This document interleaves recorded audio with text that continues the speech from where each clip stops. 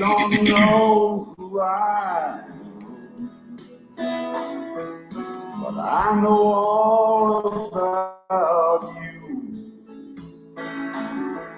I've come to talk to you tonight about the things I've seen you do. I've come to set the record straight. I've come to shine the light on you. Let me introduce myself. I am the cold hard truth. Good evening, folks, and welcome to another segment of The Cold Hard Truth. This is Sandra Hill, your host for the evening.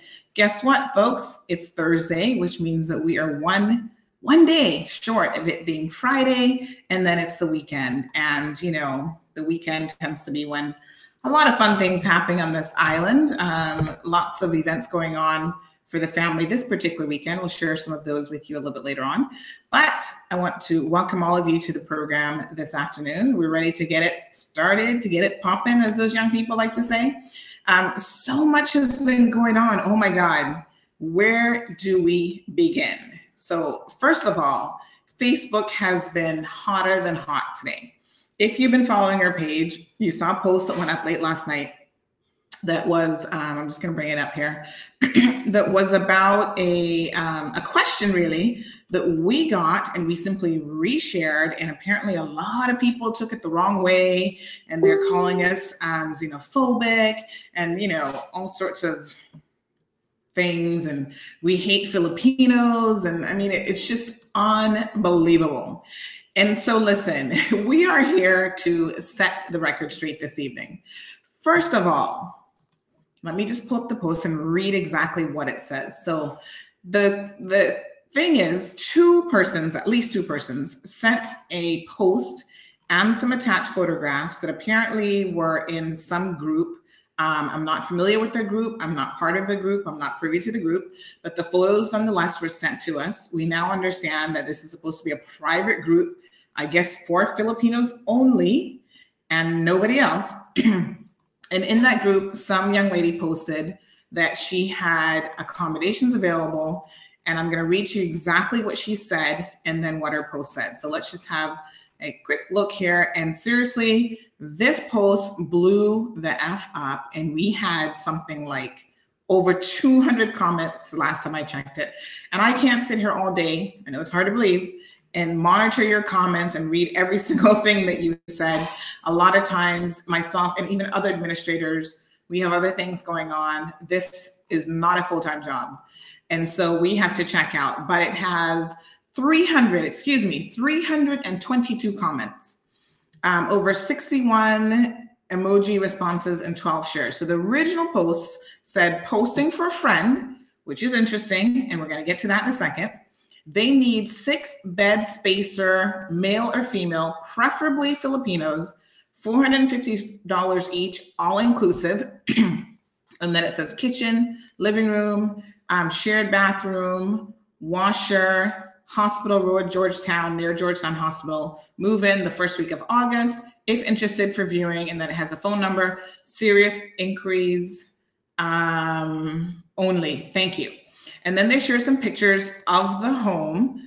It looks like it's probably maybe 2 bedrooms. So I'm assuming, I only saw 2 beds in the photos, that they're going to be getting maybe bunk beds and added bunk beds in order to get the 6 beds.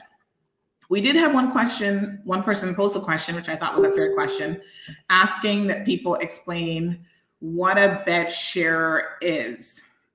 So apparently, a bed share, basically it just means that they are, you're gonna have a bed. And with that bed, you're paying for the bed essentially. You'll get access to shared accommodations amongst the 6 people or 7 people, whoever many are in the home. So it's an apartment.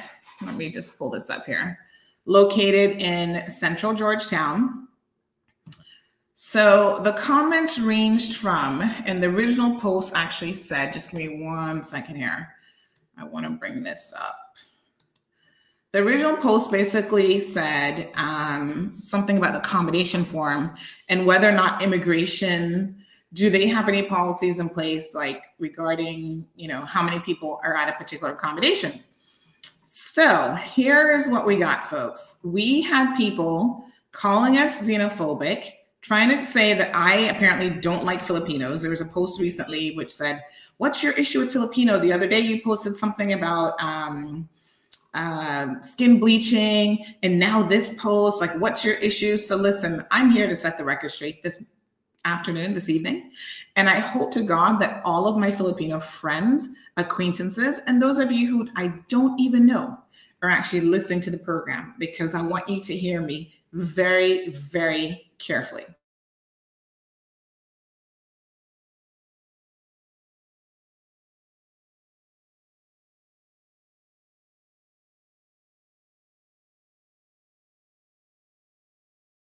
Know this about me because I've had the opportunity over many, many, many years to interact with Filipinos. I've employed a Filipino myself when I had my business in West Bay.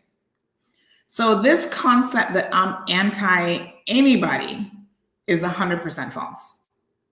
But I want to keep my comments very, very specific to this post today. I could sit here and tell you the countless times that I have helped Filipino people in this community. They've come to me because they've been taken advantage of at their employment. They've been taken advantage of even with landlords and rental situations. And whatever, you know, your comments may be at this particular time, this person says something about bullying and I don't even know, but listen, no one here is bullying anyone. The question was very straightforward. It was asked of us and we shared it. Does immigration have a limit on how many persons can live together in one? Here's the question, simple, straightforward, very much to the point. Now, how does someone interpret that to mean that we have an issue with Filipinos? We really don't know. It is a fact that the vast majority of people here who are sharing like larger numbers tend to be the Filipino community. It has been explained to me by Filipino people on our page privately that the reason that they do that is simply because they're here for one sole purpose: to work, save money. By the time they're ready to get rolled over and their permit is up, they're happy to leave and they would have sent money back home, built a future for their families, etc. And so the idea is you cut back and you share as much as possible. You share meals, you buy groceries together, you share a vehicle, you share accommodations. That's the way that it's done so that you can maximize your money that you're able to earn and send back home. No problems with that. Fair enough. But at some point, there becomes a question, and there are other questions of when is it too many people, or what's the limit, or when is, you know, it in excess. I have had landlords contact me since this post has gone up and said, Sandra, I've had Filipino people renting from me that I have had to say, you can't rent from me any longer because they had beds in kitchens. And that is a clear hazard. If there's a gas leak, if there's an explosion, if there's anything going on in the kitchen, you can't have someone sleeping in the kitchen. Okay. Back to the point of me supposedly having an issue with Filipinos. Many, many years ago, I'm going to share this story with you to just tell those of you who don't even know me who are making these comments how absolutely ridiculous you're making yourself sound. There was an individual who got on the radio who said, you know, Filipinos are starting to show up in the court system. I was at court today and the court was full of Filipinos. They're stealing money, they're committing crimes, they're doing this, they're doing that. And I thought to myself, that doesn't sound right. So I called in, and this was Radio Cayman, I'll never forget it. And I said, Sterling, hold on a second here. That comment seems to be very one-sided. It's certainly that person's opinion, but they stated certain things that I don't think are factual at all. I look at the court list almost every single day. I don't see a large number of Filipino nationals in the court list. There are some, but it's a very small percentage given the population size here. I can understand from a cultural and social perspective, that when people come to the Cayman Islands, they will, or anywhere in the world, they will naturally seek out their own. When Caymanians go overseas, we go to university, one of the first things we do is we look for Caribbean people. If we can't find Caymanians, we're going to look for the next closest thing. Jamaican people, other Caribbean people who share some commonalities with us in terms of culture or food, those sorts of things. Sorry, give me 1 second here. So at the end of the day, to now turn around, and by the way, and this is the ironic thing about it, the person who was making those comments was actually a relative of mine. And because she saw me then as defending Filipinos, she got very upset with me and did not speak to me for years. So I want to caution any Filipino that thinks I'm anti anybody, especially Filipinos, to please check your facts, because you simply do not know what you're talking about. And this is straight up. If I, of all people, had an issue with anyone, believe me, I'd be happy to tell you. I don't have to hide behind any sideways comments or not say what I mean to say. I don't mince my words. So in other words, if I don't like you for whatever reason, you're going to certainly know about it. So I'm insulted, quite frankly, that people didn't see the question for what it was. It's a valid question. Most people seem like they were upset. They were like, oh, well, this is a landlord issue. This is an issue with planning or somebody else, not immigration. So the real issue appeared to have been because we used immigration. The reason why immigration was used, they are the only people on this island who have you fill out an accommodation form. And there's a reason for that. They have you, that's a legal document that they're having you sign. And we can pull up the accommodation form here in a minute to see exactly what you're signing and exactly what it says. The employer is responsible for the person that they have employed and the conditions and situation that they are living in, not the employee. So a lot of persons were commenting about the fact that, oh, they can live how they want, they can do whatever. Actually, not really, not according to the immigration law and not according to that accommodation form. There's certain minimum standards that accommodation form is trying to set out. Let me just pull it up here while we're talking about it. I see a few of you are commenting, and I'm going to get to your comments in just a second. So don't think that I'm ignoring you, but I do want to make sure that we understand, first of all, what the accommodation form is even for and what it's all about. So I've got a copy of the accommodation form here. Let me just pull it up. I'm going to, it's a PDF, so it's a little tricky for me to share it, but just give me 1 quick second. I'm going to try to see if I can screen grab this and share. Okay, share screen. And we have, okay, I think we're going to share. Give me a second here. Okay, I think we're going to share this one. And then we click on share. And we're going to swap over to the accommodation form. So hopefully you guys can see this, and I don't think you can. All right, let me just screen grab it, and then I'm going to just have this discussion based off of this form. Okay, now the other thing that I've heard that's going on in this country as it relates to the accommodation form, which I think is absolutely ridiculous, is that people, i.e. landlords, are trying to take advantage of the situation in this country, and they're actually charging people to fill out accommodation forms.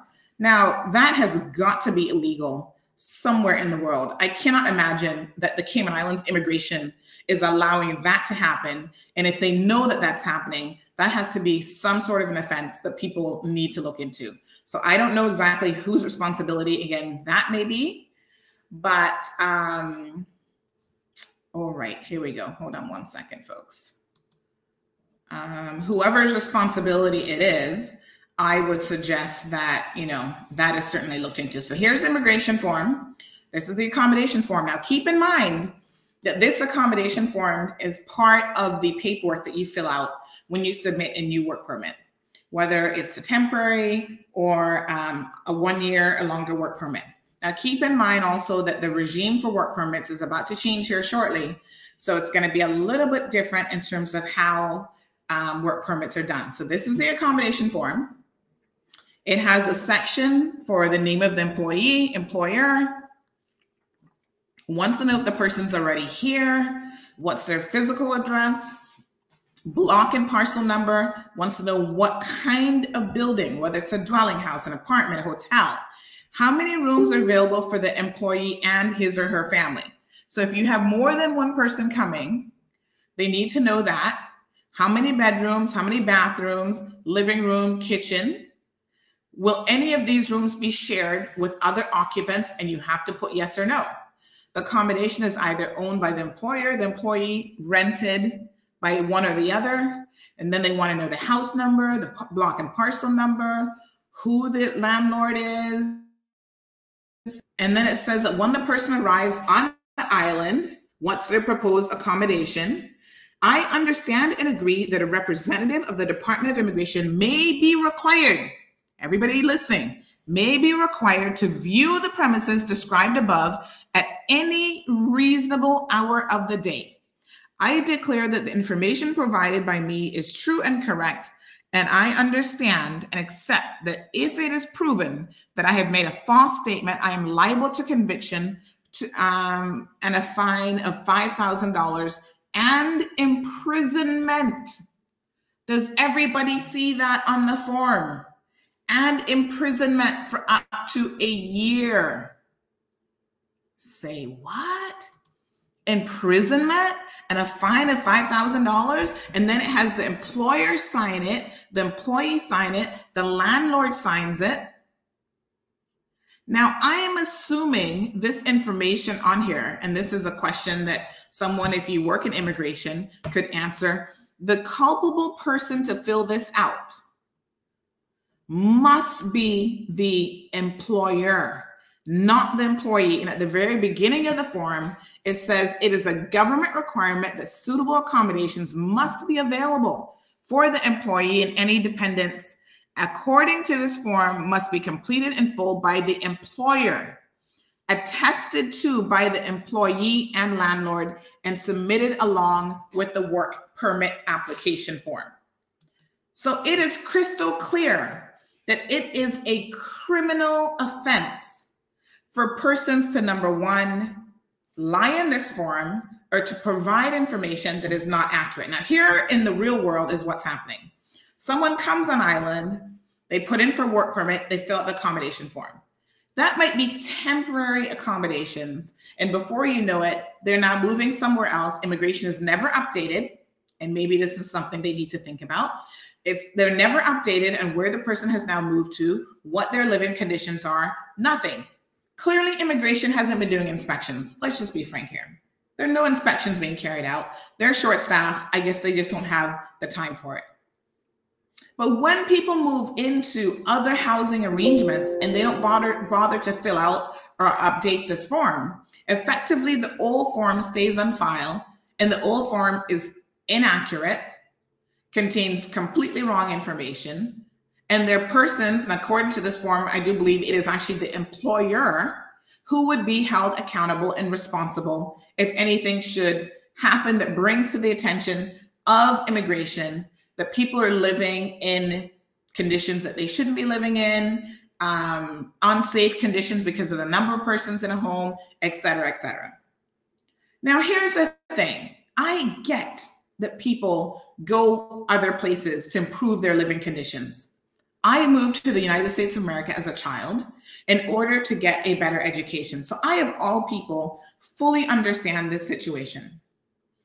My issue is you should never be prepared to leave your country. And I see people were making all sorts of comments. You should never be prepared to leave your country and go somewhere else and be worse off than you are at home. That doesn't even make any sense. Why would you do that? So people here saying, oh, they're living in poor conditions. Caymanians are mistreating them. They're not paying them, they're getting minimum wage. They can't survive on minimum wage. Then my question to you as friends of the show, why are you here? If your conditions in this country are that bad, why would you remain here? You shouldn't. If I wanted to move to New York, for example, I can't afford to live in New York. The housing in New York is ridiculous. Expensive. You get one little apartment and it's like a little hole in the wall. Your toilet, your kitchen, everything is like in one little box. And it's still $2,000 a month. Worse than prices in Cayman, to be honest. I can't afford that. I can't live in those conditions. So then the question is, why on earth would I move there? I wouldn't. No one should feel like they have to go somewhere else and be subjected to lesser conditions than they have in their own country. You're not a slave here. You have a choice. This country isn't for everyone.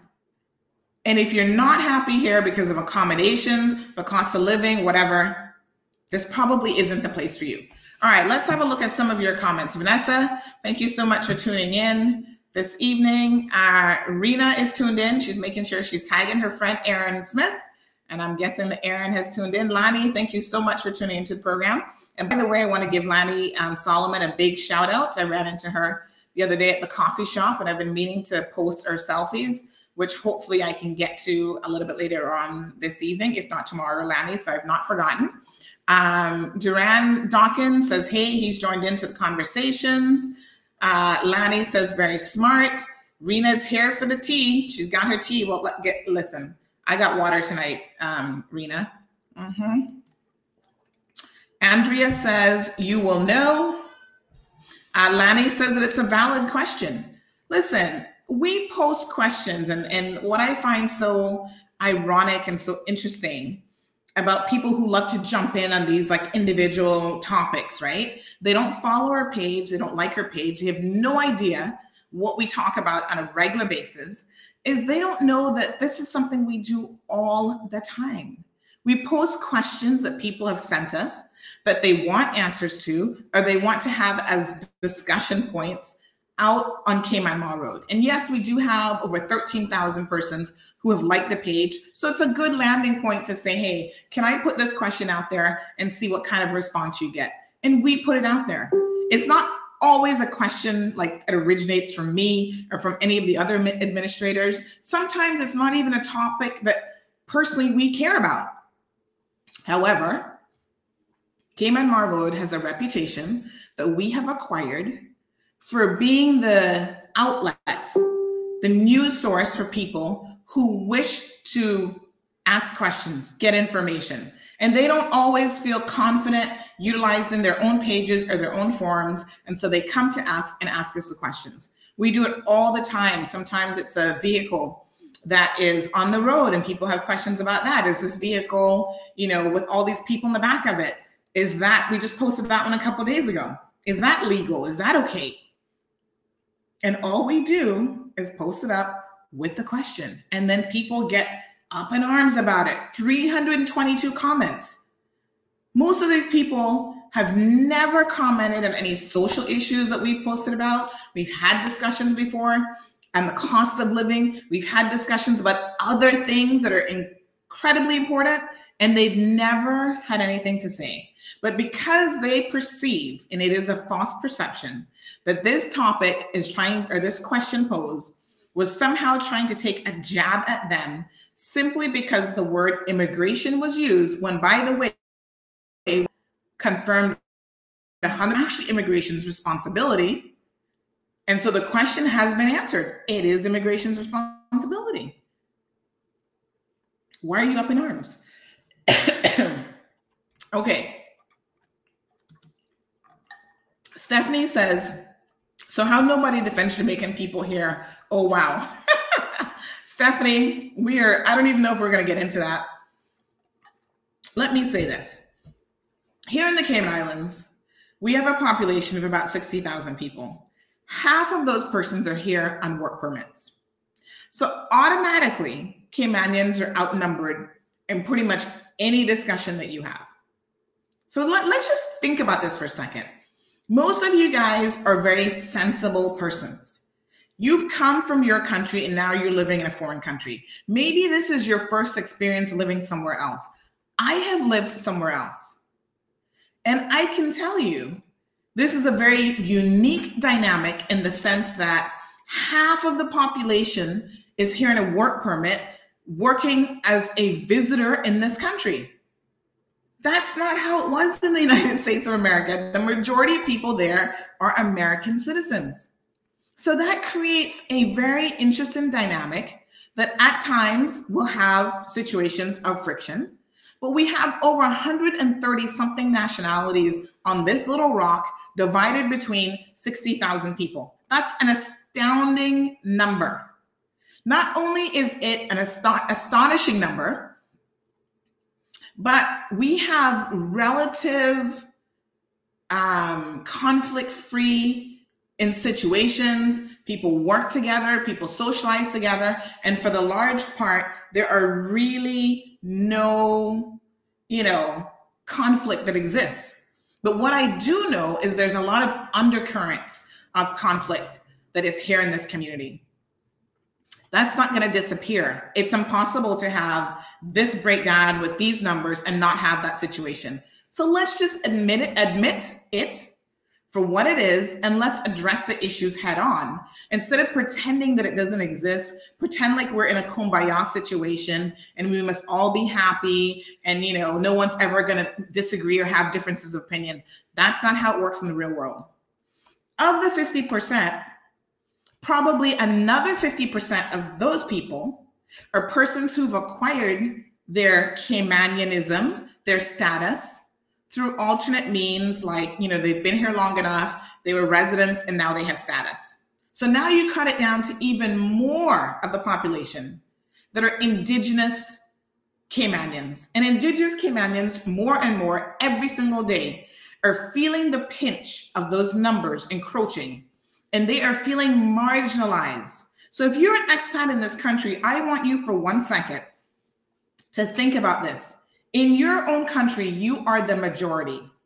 Imagine if you were not the majority and you had people coming in from all over the place trying to dictate and tell you how you should think, how you should feel. They get offended if you say anything. Jobs are being taken. Your kids are coming out of school. They can't find employment. All of these issues. How would you feel if you were in those shoes, in that situation? So sometimes we have to be prepared to look at the situation from somebody else's perspective. And I'm just trying to break it down for you just a little bit this evening about how Caymanians might perceive how foreigners are coming here and how they're reacting and how they're doing certain things. No one has any issues with the Filipino community by and large. They're very friendly people. And again, these are generalizations. I'm sure it doesn't apply to every single person, but they're very friendly people. They tend to stick, to their own groupings, which is understandable. They have a shared language. They have shared culture. They have shared foods, et cetera, et cetera. No one has a problem. They're not troublemakers. They're not going out there, for the most part, trying to get into any situations that will highlight, where they are and who they are and that sort of thing. So there's no need to get offended when someone says, wait a minute, if you have 6 or 8 or 10 people living in a house, whose responsibility is that even to make sure that that's okay? Because we don't know how many bedrooms exactly this accommodation has, but it is somebody's job to make sure that all of those persons in that home are accounted for. Heaven forbid an accident happens. Say a house burns down. Immigration doesn't even know who was in that house. Now those people need to be identified. Where's the paperwork? You know who's going to look bad? Not the Filipino community. The immigration department, who's responsible for knowing where people are. Other safety departments, whether that's planning or whoever else, who don't seem to really get involved in this issue. The landlord could potentially have some culpability. And it seems like a lot of landlords actually don't even know that this is happening because they're renting out to one person and then that person is subletting to a bunch of others. All right, let's go to some of your comments. I know you guys are anxiously waiting. So Stephanie, what I want to say to you is on any topic that has come up on our site where Jamaicans have, perceived any slight to them, rest assured, Jamaicans know how to stick together and they know how to take care of their own, and they have defended their position to the 9th degree. So Andrea says, laughing out loud, maybe they said Jamaicans can defend themselves. They can, just like Filipinos can. 322 comments later, is there any doubt that Filipinos cannot defend themselves? I'm sorry, but it's more than obvious to me that they can defend themselves. And some people really took it to like another level, another degree in trying to defend themselves by attacking other people. We all have an opinion. You know what they say? It's like everybody has a you know what in the rear end. So everyone has an opinion. It's really not all of that. All right, Andrea says, can somebody please tell me what a bed spacer is? I've never heard that term before. So Andrea, if you tuned in late to the program, we explained that basically a bed spacer is like a bed sharer. So in other words, you're paying for the bed. That's what you get. And then everything else is shared accommodations. We've actually posted about this before. This is not the first time, but the question presented then was a different question. I can't remember what it was, but I'm sure you guys can go back and check the archives on our page. And we saw like a bunk bed situation where people will just, you know, like you're renting a bed. Now listen, maybe a month ago, I posted on our Facebook page about the fact that there was this new concept in California where people were sharing, oh gosh, what's it called? Like they have a new sort of concept where people rent just the bed. Because again, rent in California and Los Angeles, in the Bay Area, San Francisco, is so ridiculous and so outrageous that you often can't, especially if you're right out of university, you can't afford an apartment of your own, afford a house with a yard and all these other luxuries. So you rent, it's like a dorm room kind of situation. And that's similar to what's happening here. And essentially you rent the bed, and with the bed, you share all the other accommodations. You share the kitchen, you share bathroom facilities. It's like a pod. And we put that on our page maybe a month ago. It wasn't really that long ago. So you guys can go back there and have a look at it. Funny enough, we didn't have Americans or anybody else who might be living in that situation jumping down our throats saying, oh, well, you guys are being xenophobic. You have a problem with Los Angeles. You have a problem with San Francisco. No. We have shared also in the past about the housing situation in Hong Kong, which is one of the worst in the world. You pay like $300 and literally you get a little bed in a hole in the wall. You're cramped in, you can barely fit in it. You have no natural light because these facilities are just bunks of buildings on top of each other. And you're living like an animal and you're still paying $300-400 to have that luxury because you want to be able to live in Hong Kong. And it's expensive. It's one of the top financial centers of the world, but it's still expensive. So it's sad to say we're an island, but we have a lot of big city problems and big world problems as well. Okay, so let's keep going. Andrea, hopefully that answers your comments. So yep, she said she got it now. Bobby says, now I know. Stephanie, because we can save and we all know the money, better pay us minimum wage and we save.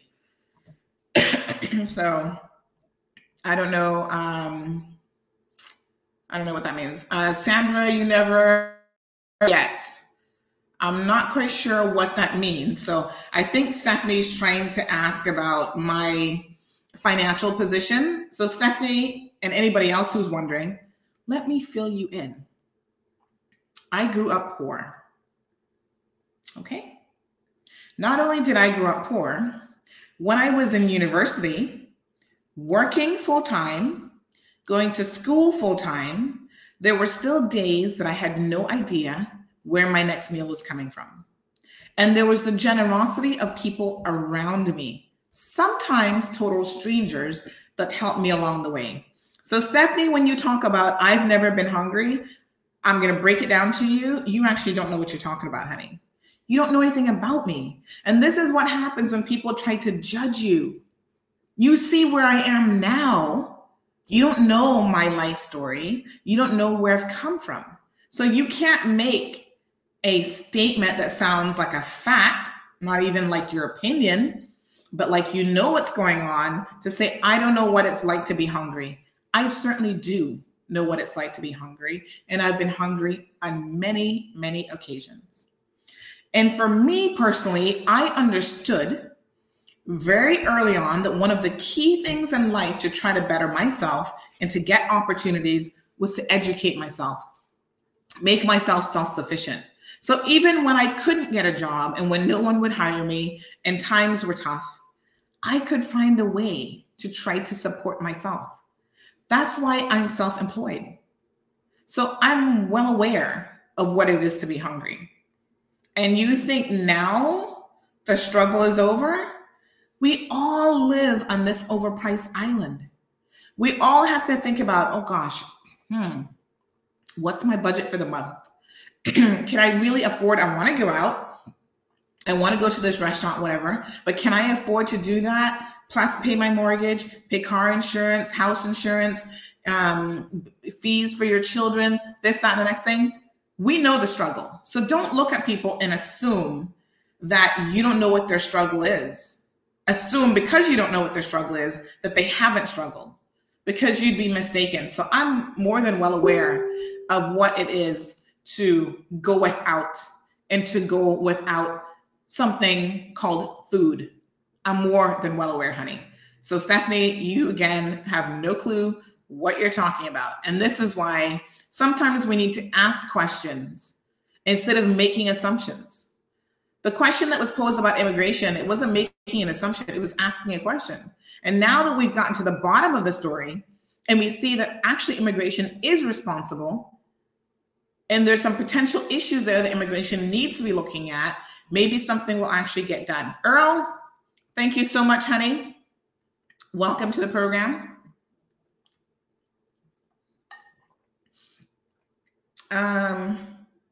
Stephanie says, if it was better home, we would not come. Thank God I got the best boss on island. Well, you're lucky, because not even a lot of people can say that they have the best boss on island. So, you know, that's my point. I mean, I would hope that no one is here, because this would be a sad indictment on us as a people, that no one is here in this country suffering worse than they would suffer at home. That's not right. Denver, thank you for tuning into the program. Lanny, I see that you're still with us. Thanks so much. Kyle says that, yep, there is an occupancy limit due to the fire hazard and health issues, etc. But guess what? As long as they're comfortable living that way, you cannot do anything about it unless you're willing to share your house with no cost. So if there is an occupancy limit for fire and hazard issues, something can be done about it. And many people will argue that something should be done about it. So this isn't about me opening up my house to anyone. This is about, if there are rules in place, we all, whether you're here on a work permit, whether you're here as a Caymanian, whatever the situation is, have to follow those rules. Because it's one of those things that the only time it's going to become an issue is when someone has lost their lives and when something has happened. Then we want to talk about it. What about doing what they call a preemptive strike? Prevention being better than cure. That's why these things are important. There are issues that need to be examined around this. A lot of people say, well, just increase the minimum wage.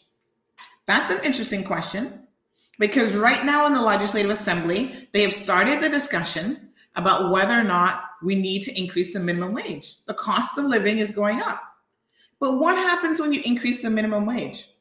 You know, most people, if they have businesses that can pay more than a minimum wage, they're really going to pay as much as they can to try to get the best workers. What percentage of our population is actually making minimum wage? No one seems to have that data or that information. Is it 5%? Is it 10%? Is it 20%? Who are the businesses that are paying minimum wage? Is it small to medium-sized businesses? I doubt it's the large businesses. Law firms are not paying minimum wage.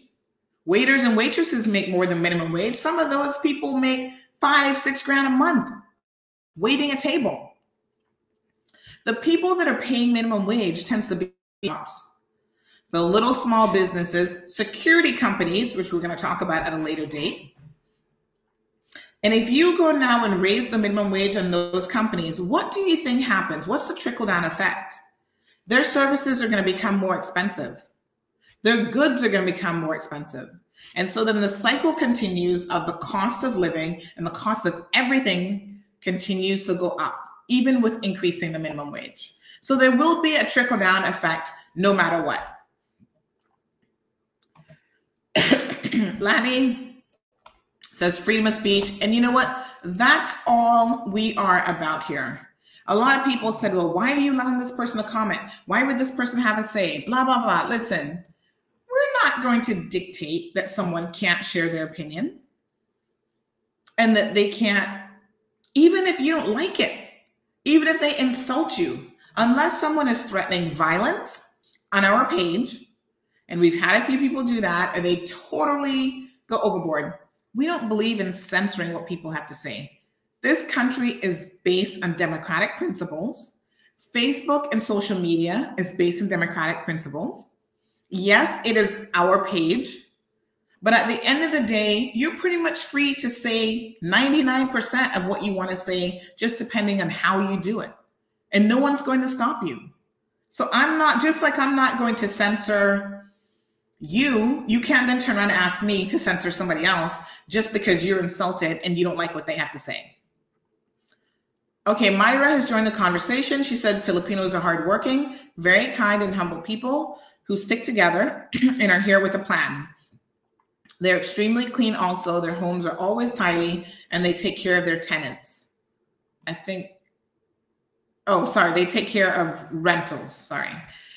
They sacrifice in order to work hard and save to invest in their home country. I agree that there's an occupancy limit for safety reasons, but they must live this way because they make minimum wage and sometimes even less. And again, we go back to the point.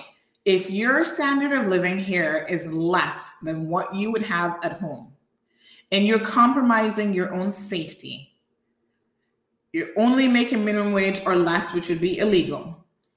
Do not tolerate that. In my opinion, that makes no logical sense. I understand the concept of making sacrifices. So maybe you're here trying to save a little bit of money to send home because maybe all you need is 20 grand or whatever to build a really nice house at home. The exchange rate, the last time I checked, and I have to be honest, I haven't checked it in a little while, between here and the Filipino dollar, which is called the peso, I believe, is on par with the same exchange rate for Cayman dollar versus the Jamaican dollar. And I've never, and this is why I ask, and this is a very honest question, maybe Lanny or some of the other Filipino people who listen to the program can answer this question for me. If the exchange rate is the same, probably the quality of living might be somewhat similar. Why don't you ever see other Caribbean countries, Jamaicans, for example, living in a bed sharing situation? They don't do it. They're going to share an apartment and they might share, you know, okay, you take this room and it'll be me and my girlfriend in a room or whatever. But I've never, by and large, seen anybody else in this country do any kind of bed sharing but the Filipino community. So is there a specific reason for that? Help me to understand. I'm asking a genuine question here. Edwin says that bed sharing has been happening in Japan for years. Again, this brings me back to the question, is it like a cultural thing? I don't really know. So Stephanie says that's why Jamaican people always go broke. They work for $800 a month, pay $700 for rent, but they want their space. Okay. And yet, in terms of remittance, Jamaicans send a lot of money home every single year. Every opportunity they get, they're sending money home. And I know it's more than $100 out of the $700 paying for rent. So I don't really know, Stephanie, if those numbers are adding up, but you know, because you were saying them, we don't have to come here and we can leave. but it's no better home. It's rough. So just stick out certain things. Yeah, I'm not telling anybody to leave. What I'm saying is, this is just my opinion. If you go somewhere else and the conditions are worse, why would you stay? That's the question that I'm asking. Because to me, it doesn't make any sense. A question that she asked earlier, I guess about me going hungry, but she forgot the question mark. Well, one little thing can make a huge difference. And obviously a question mark makes a huge difference. So Bobby says that we all have rough patches in life. So let's be humble and thankful. Bobby, I agree with that 100%. But here's the other flip side of that. And a lot of Caymanians have privately commented to me, and they did not want to get into this public back and forth on the Facebook page with the 322 comments. But a lot of those persons got back and said, listen, you have to be mindful of what you're creating in a country with cheap labor, imported labor, and living conditions. And so when you start to have these pockets of people willing to do anything to remain in your community, perhaps that's not really a good position as a country that you want to be in. Nope, everybody's not going to have a big shiny house or a big shiny mansion, but there should be some minimum standards of what you want your country to look like and how you're trying to develop your country and develop the spaces. And that includes the living conditions and how people live. And so do we want pod living? Is that what we're going for? Is that the island? Is that the Cayman dream, to live in a pod and not being able to enjoy the sun because there's so many people packed in that you can't even see outside? Are we aiming for the Hong Kong model? Are we aiming for the New York City model where everything is overpriced? Are we looking to be like Los Angeles where all you can rent is a bed? So at some point there has to be some thought put into what are you trying to create? What type of environment are you trying to create? So Stephanie says, I'm simply saying that a lot of us come here, we leave home because we are dead for hungry. Most of us have to stick it out. So in other words, Stephanie, what you're saying to me is you've come to the Cayman Islands and it's still better than where you were. Now, listen, I just told you a few minutes ago, Caymanians are outnumbered a lot in this country, not just the 50%, but take that down another 50%. So if you know that the Cayman community here is very small, how would you feel, again, take the numbers back to where you're from. You're from Jamaica. If the vast majority of Jamaicans were outnumbered by guest workers and other people in their country, how do you think they would feel seeing and hearing some of the comments that are out there floating around? For example, I saw a Filipino person posted earlier, oh, we built your country. Okay. Jamaicans always want to say, we built your country. Well, at least with Jamaica, there has been a historical connection. Once Cayman used to be part of Jamaica, then Cayman decided to go its own separate way and to become independent from Jamaica and stick with the UK. But I'm how most people commenting think that they have built a country. As Stephanie has rightfully pointed out, you've come here to better yourself and to build your future, to help your family, wherever you're from, to help them build up themselves. So you're here earning money for yourself, which is by definition very selfish. Yes, you're doing a job, but is that building a country? Define building a country.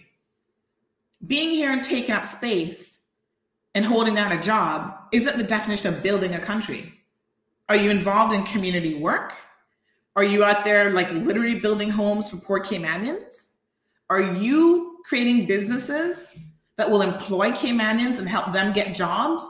In my mind, when you say you're building a country, those are the things that I think about.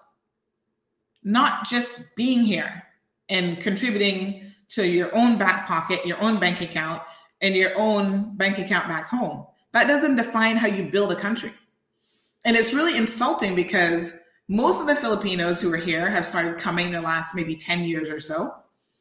And Cayman was well established as a first-rate financial and tourism sector long before that.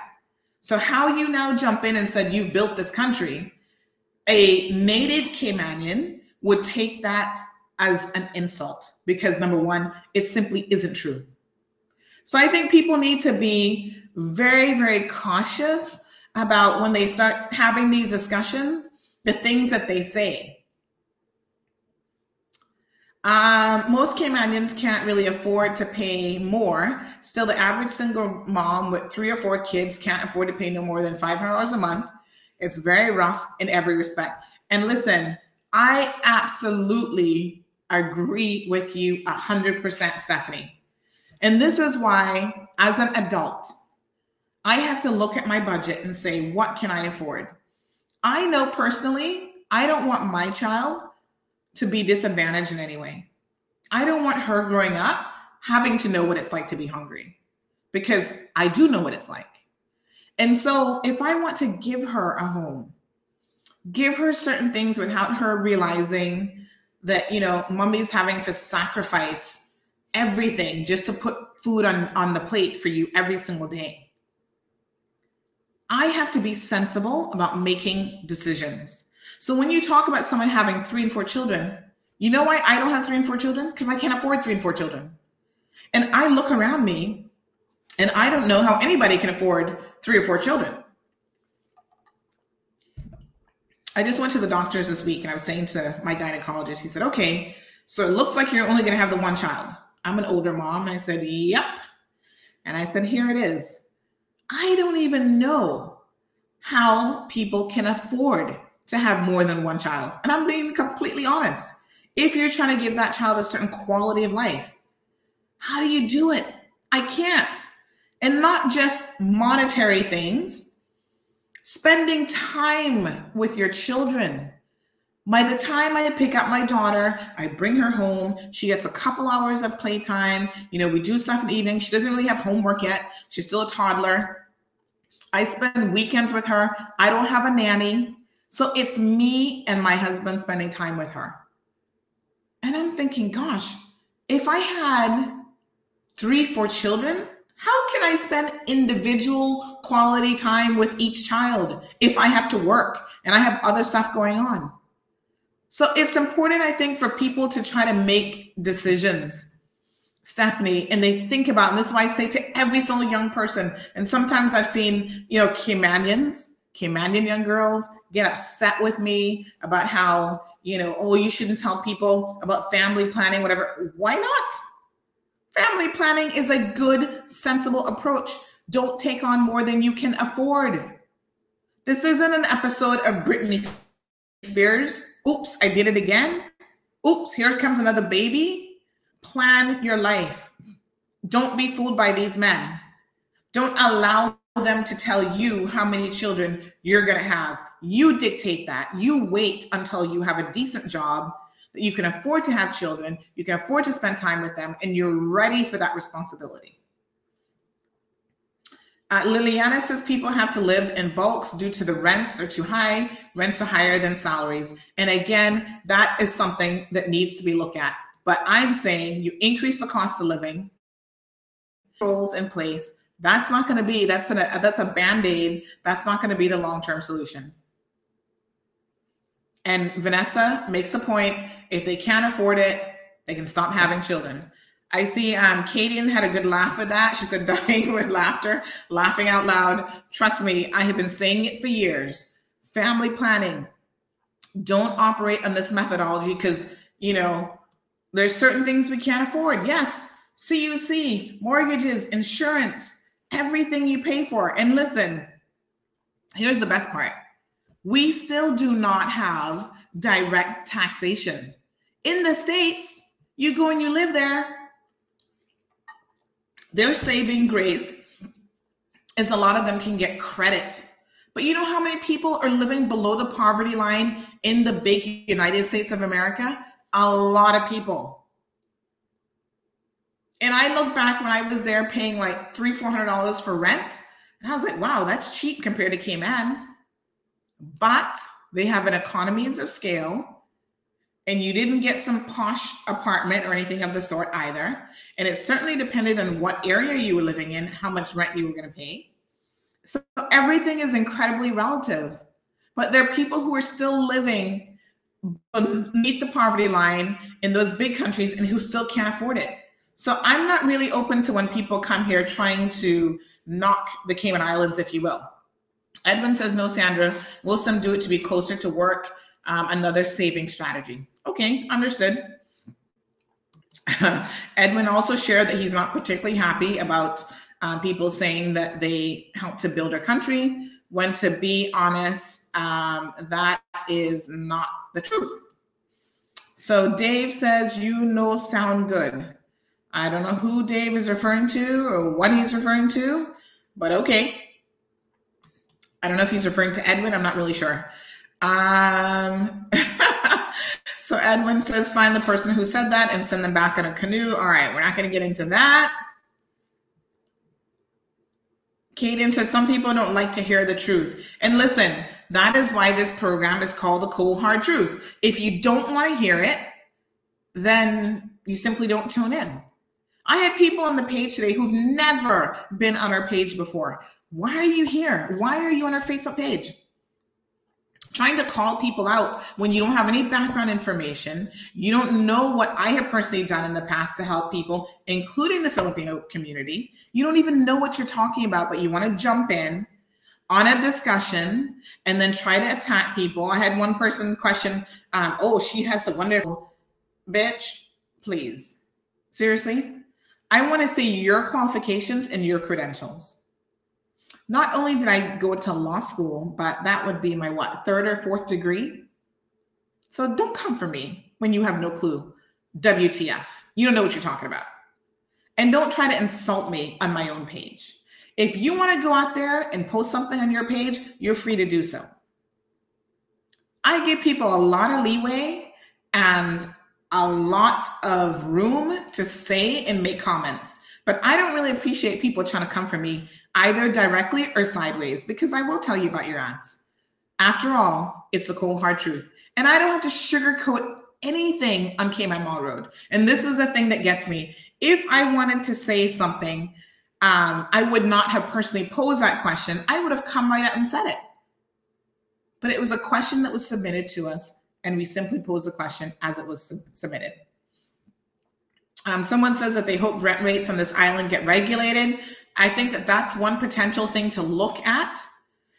I also think that the market has a way of correcting itself, and maybe rent control really isn't the way that you go with that situation. I mean, I don't really know. There's a lot of economics here involved in figuring out how to reduce the cost of living and how to make things more affordable. One of the biggest things here in the Cayman Islands is every single thing gets imported in. We don't grow anything. We really don't produce anything other than our tourism product. So at the end of the day, it's not like, we can go out there on a farm and feed your family. Everything gets imported in, and there's a cost associated with importing all of these goods in. And as you can see, even our labor is imported in. Loretta says, Sandra, I have 4 and was in family planning when I conceived with 3 out of the 4. So family planning isn't 100% safe as well. So my other method was cut off and burn my tubes. Listen, Loretta, I've heard that before. And I mean, I don't know. I have used birth control my entire life and I've never had a slip up. But I do know that some people don't respond well to various birth control methods. And again, this is a very adult conversation. But as you say, maybe tubal ligation is the option.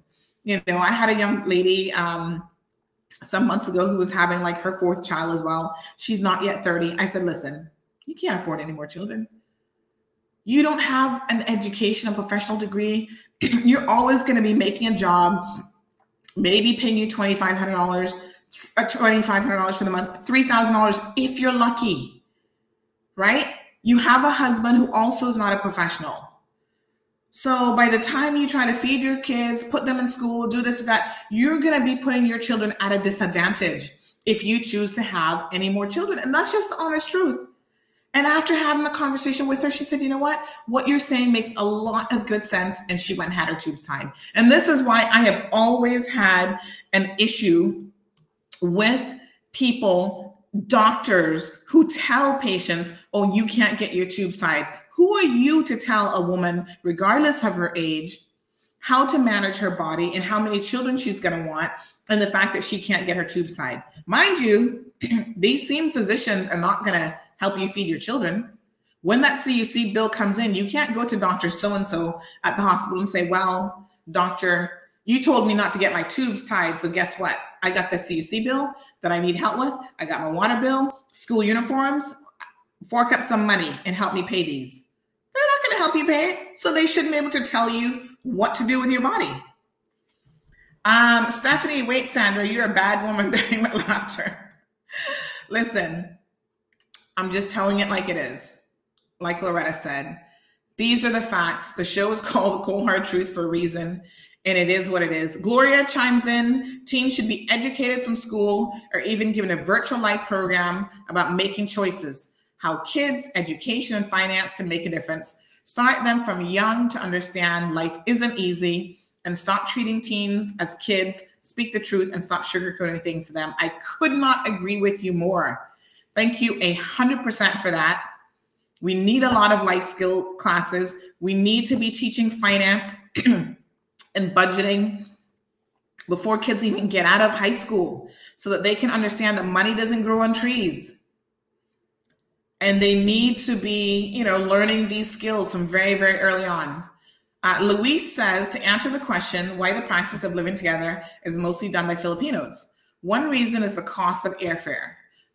There are more Filipinos in Cayman than any other Asian country, which is true. The Philippines is a half a world away. People from the US, Canada, and the Caribbean can always go take a trip on a long weekend anytime. Just trying to save any which way we can. And until the law is implemented, the practice will remain. And thank you, Luis, for explaining that. And I hadn't really thought about the distance.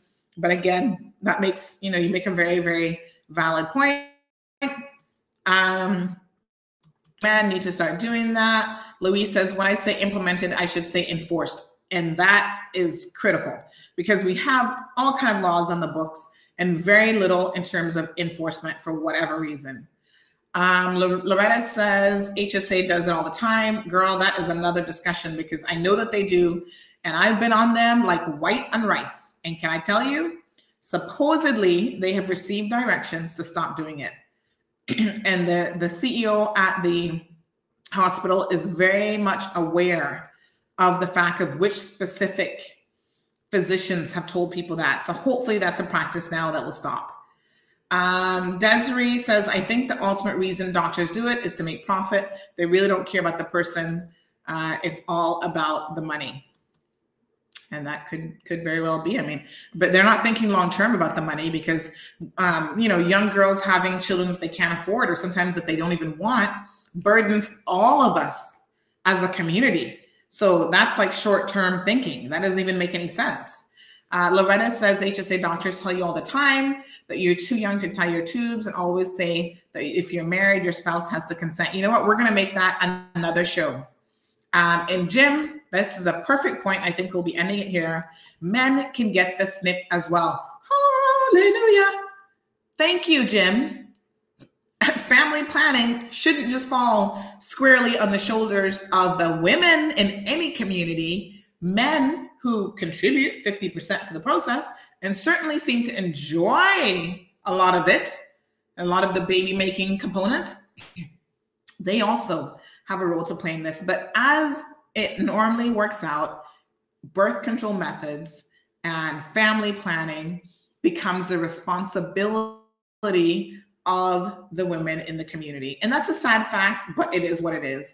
And as the party who can actually get pregnant, you have to recognize that ultimately it's your body and you have to be in full control of the situation. Listen, folks, an hour has gone by that quickly already. Excellent turnout this evening. We had upward numbers of 70-something tuned into the program. Thank you guys so much, as always, for tuning in. Here's the cold hard truth. We're not always going to agree.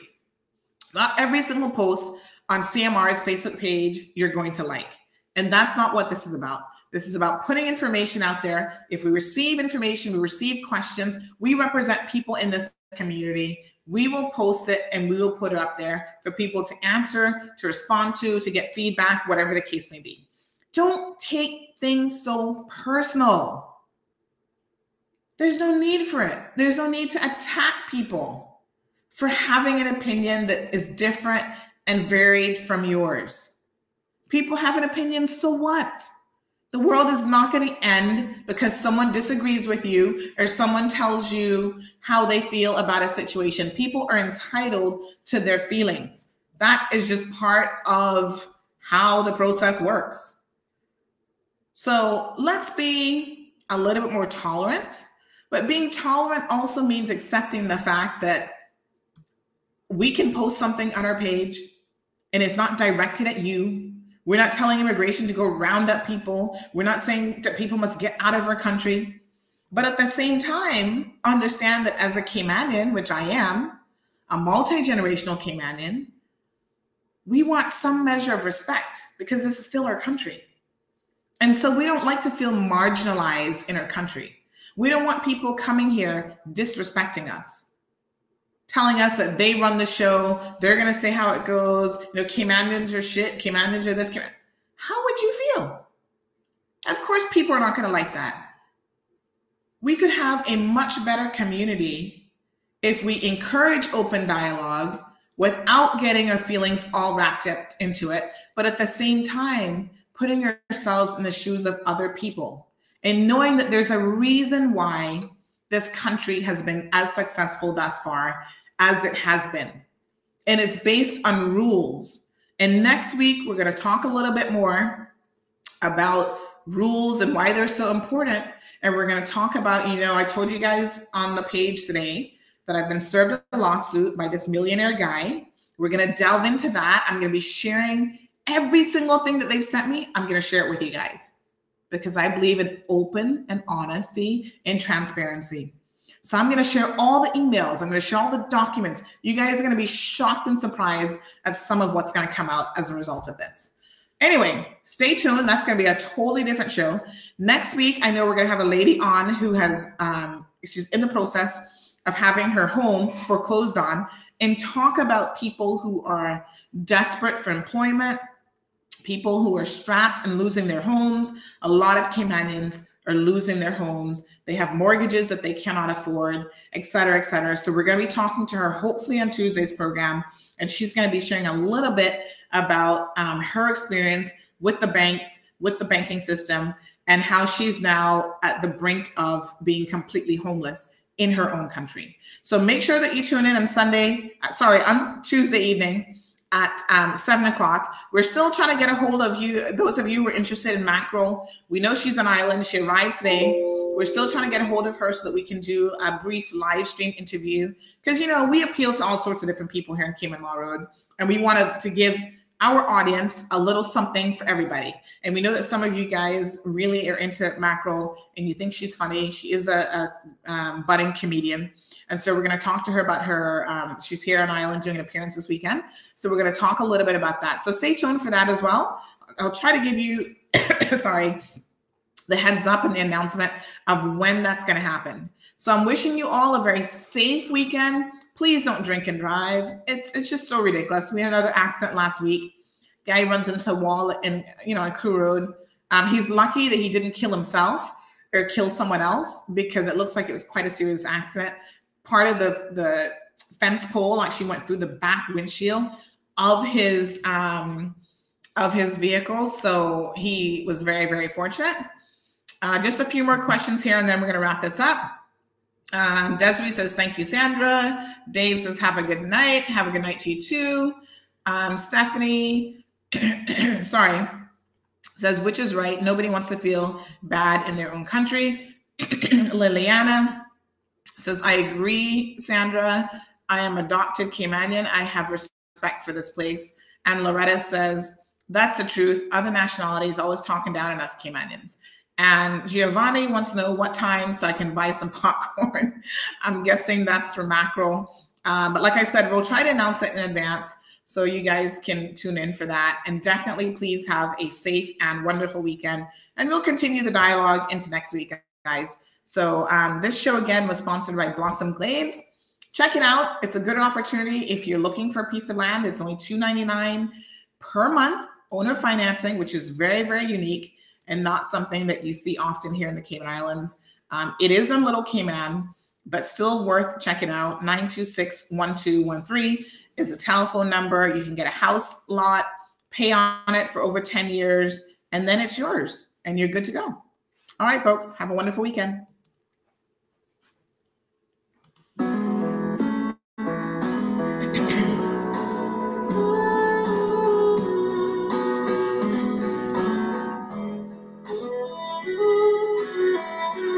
You don't know who I am, but I know all about you. I've come to talk to you tonight about the things I've seen you do. I've come to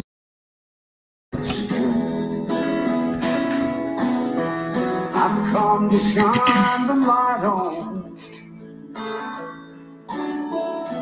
Let me introduce myself.